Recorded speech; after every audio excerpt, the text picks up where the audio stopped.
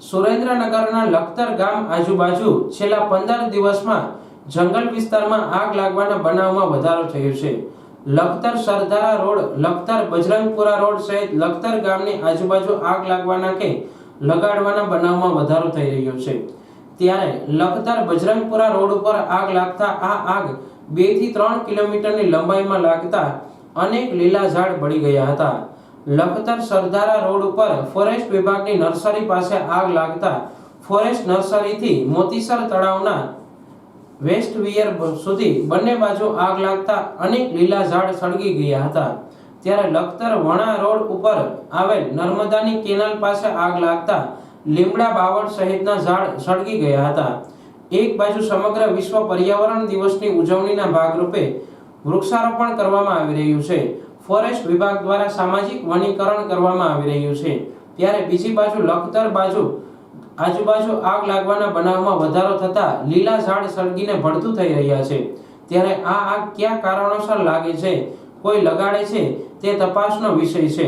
ત્યારે હાલમાં પડતી ગરમીને ધ્યાને લઈ પર્યાવરણ બચાવવાના ભાગરૂપે યોગ્ય તપાસ કરી લોકોને આગ લાગવાની સાચી જાણકારી આપવામાં આવે તે અત્યંત જરૂરી છે।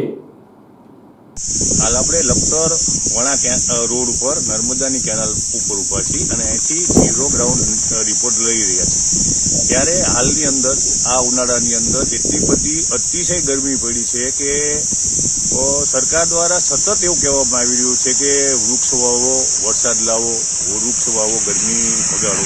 ત્યારે હું મારા સાથીને કહીશ કે દેખાડશે કે મારી પાછળની સાઈડની અંદર તમે જોઈ રહ્યા છો કે ઝાડને બાળી દીધા છે। એમાં 3-4 લીમડા છે, 3-4 બાવળ છે, તે સહિતના ઝાડવા તેમના દ્વારા બાળી દેવામાં આવ્યા છે।